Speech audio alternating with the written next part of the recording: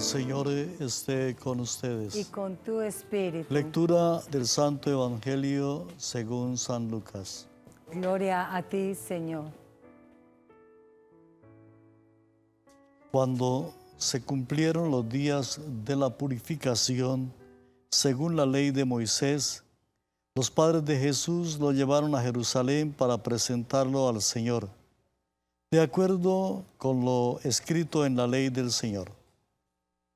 Todo varón primogénito será consagrado al Señor, y para entregar la oblación, como dice la ley del Señor, un par de tórtolas o 2 pichones. Había entonces en Jerusalén un hombre llamado Simeón, hombre justo y piadoso, que aguardaba el consuelo de Israel, y el Espíritu Santo estaba con él. Le había sido revelado por el Espíritu Santo que no vería la muerte antes de ver al Mesías del Señor. Impulsado por el Espíritu Santo, fue al templo.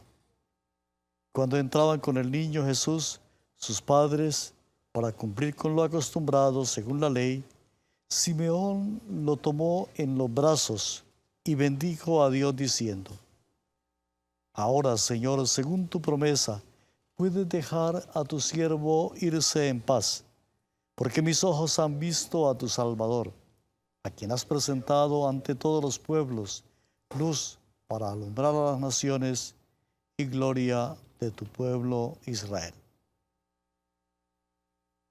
Su padre y su madre estaban admirados por lo que se decía del niño. Simeón los bendijo y dijo a María, su madre: Este ha sido puesto para que muchos en Israel caigan y se levanten, y será como un signo de contradicción. Y a ti misma una espada te traspasará el alma, para que se pongan de manifiesto los pensamientos de muchos corazones. Palabra del Señor. Gloria a ti, Señor Jesús. Hermanos y hermanos, de nuevo un saludo. Continuamos en esto que la liturgia llama la octava de Navidad. Es una manera de prolongar la Navidad por una semana, 8 días, donde la liturgia considera como un solo día de Navidad, una Navidad alargada. Así que la liturgia de la palabra como que nos sigue ayudando a acercarnos, a contemplar ese misterio, contemplar el pesebre, a contemplar al recién nacido. En estos días hemos venido leyendo la primera carta de la primera carta de San Juan, del apóstol San Juan. Y en los versículos que hemos escuchado hoy, en esta primera lectura, San Juan nos recuerda que el verdadero conocimiento de Dios nos debe llevar al cumplimiento del mandamiento del amor. Si conocemos a Jesús, si decimos que conocemos a Jesús, pues eso se debe manifestar y se debe notar en la capacidad de amar, en la medida en que cumplamos fielmente con el cumplimiento, con el mandamiento del amor. Conocer a Jesús es obligación, es como que nos lleva de una vez por siempre a amarnos. Y es la mejor manera de decir que lo conocemos, cuando de verdad nos amamos. Más adelante el texto dice que quien dice que lo ama y no guarda sus mandamientos es un mentiroso, y la verdad no está en él. No se trata entonces de palabras, según nos dice San Juan, no se trata de decir que lo amamos, sino se trata de vivir de una manera distinta, de manifestar ese conocimiento a través del amor. Cuando somos capaces de amarnos de verdad, cuando vivo en la fuerza del amor.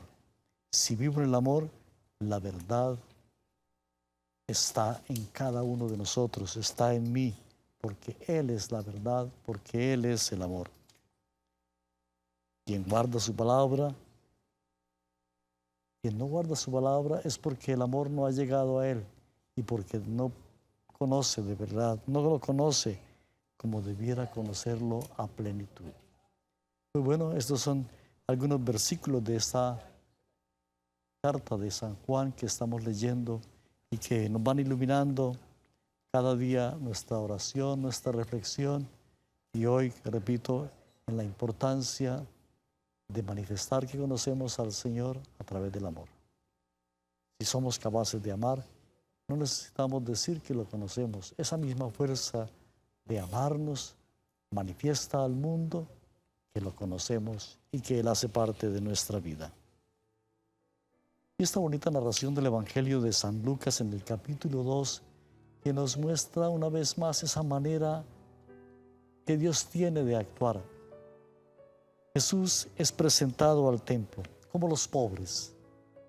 No se reservó nada, se encarnó en nuestra historia y participó de nuestra realidad humana, de nuestra realidad cultural, de nuestra realidad religiosa. Él no necesitaba ser presentado en el templo, pero Él cumplió con todo lo que implica encarnarse en nuestra realidad humana, vivir plenamente esa condición de ser humano, y por lo tanto fue presentado al templo y presentado como los pobres. Los ricos ofrecían ofrendas grandes cuando presentaban a sus hijos. Los pobres, como dice el texto, presentaban un par de pichones o 2 tórtolas. Y Jesús fue presentado como los pobres, con la ofrenda de los pobres, como uno de los pequeños, fue presentado al templo. Y ahora no solamente Él se hace pobre, sino que son los pobres, una vez más, los privilegiados, los que alcanzan ese conocimiento de Jesús. Y en este caso, Simeón, un hombre anciano que vivía en el templo ya gastando sus últimos años, pobre como ninguno. Y fue él el que fue capaz de reconocer en ese recién nacido, en ese pequeño que estaban presentando en el templo, al Salvador. Él, Simeón, como los pobres, abre su corazón a Dios y es capaz de reconocer en ese recién nacido al Salvador. Navidad es un tiempo para eso, para hacer ese ejercicio de reconocer al Salvador en medio de nosotros.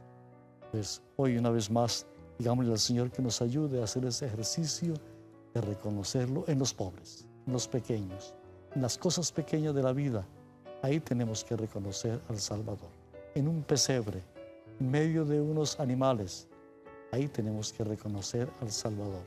No entre las cosas extraordinarias, entre los ricos y el poder, sino en la simplicidad de los pequeños y de los pobres.